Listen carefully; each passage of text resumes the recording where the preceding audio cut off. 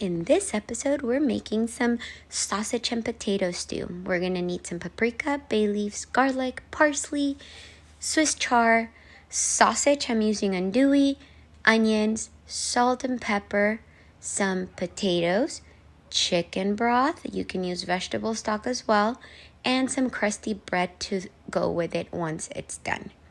I'm going to go ahead and open my andouille sausage here. You can use any type of sausage you like. I was trying to find some fully cooked chorizo, but I couldn't find any at that time that I was making this, so I went with andouille sausage. I'm going to go ahead and slice these at a diagonal and set them aside once I have them done. I'm also going to take half an onion and I'm going to finely dice it. I don't like big chunks of onions in my stews, but if you do, feel free to dice your onion as small or as big as you like. I'm going to go ahead and get it all diced up, and then we're going to go ahead and set it aside so that we can dice our garlic as well. You can use fresh garlic or you can use the pre-diced garlic that they sell in the little jars at the grocery stores. But if you use fresh garlic, make sure you try to get it as finely diced as possible. Once you have it finely diced, go ahead and set it aside, and we're going to use this later. Now I'm going to go ahead and take my potatoes. I'm going to use 4 potatoes. It's up to you depending on how much you want, how many potatoes you want in it, how potato-y you want your stew.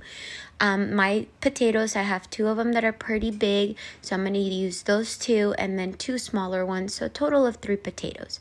As you can see, my Dutch oven isn't that big, so I'm not going to overdo it with the potatoes because there's a lot that's going to go in here. So I'm going to go ahead and finish dicing up my potatoes and set them aside so that I can continue. In my Dutch oven, I'm going to go ahead and add some vegetable oil or canola oil or whatever your favorite oil for cooking is. While that heats up, I'm going to go ahead and cut my Swiss chard. I'm taking out the stem from the middle because it's really tough and it's really bitter sometimes, and it takes too long to cook down. Once you could do this with your hands or with a knife. I prefer the knife. It's a lot faster, especially when you have long nails. I'm going to go ahead and layer my greens on top of each other, and I'm going to start slicing them. If it gets too big or they're too wide, you can go ahead and cut them in the middle. But remember, they're going to wilt down, so I try not to get them too small.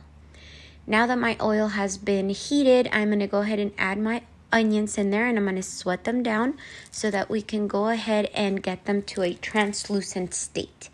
Once you have your onions sweated down and translucent, I'm going to go ahead and add in my andouille sausage. But before that, I'm going to add a little salt just to season those onions because there's not a lot that's going to go into this. So once my onions are translucent, I'm going to go ahead and add my andouille sausage.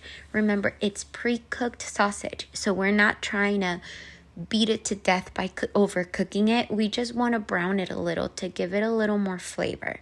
And that browning is also going to give the rest of our stew flavor. So let's get our sausage and onions browned, and while that's happening, I'm going to go ahead and take a handful of parsley and I'm going to go ahead and finely chop it because we're going to use it late at the end of our cooking experience to use as garnish. So you don't need a lot. You just do like literally a handful of stems.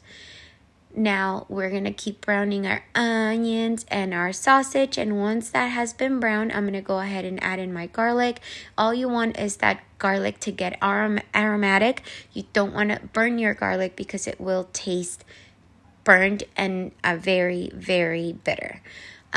Once you have sauteed your garlic with your onions and sausage for about 1.5 minutes or so, we're going to go ahead and add in our potatoes. Season your potatoes with salt and pepper to your taste, depending on how much you like.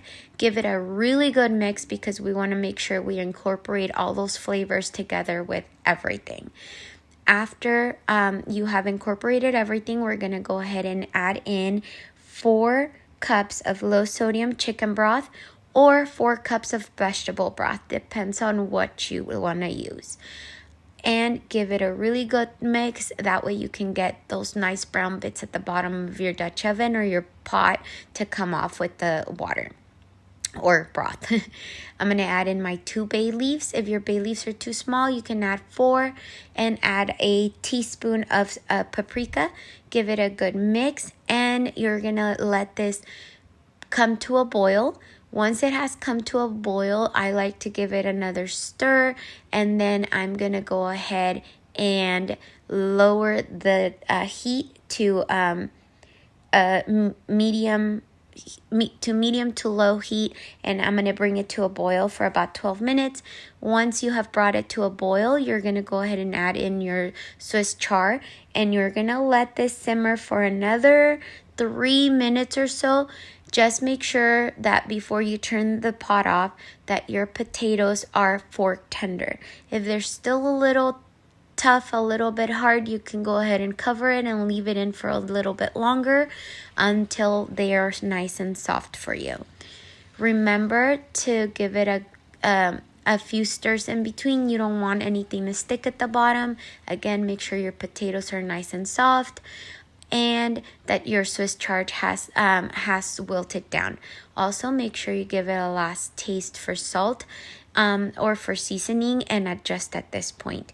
Once your stew has been fully cooked, you can go ahead and ladle in as much as you like into a bowl and serve it with some nice toasted crusty bread. I went with a rosemary sourdough that went really well with my stew.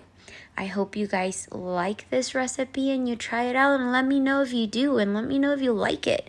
Let me know if you substituted the sausage with anything else. Thanks for watching. I hope you guys have a great day.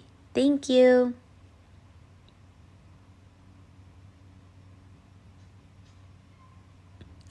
Don't forget the parsley as a topping.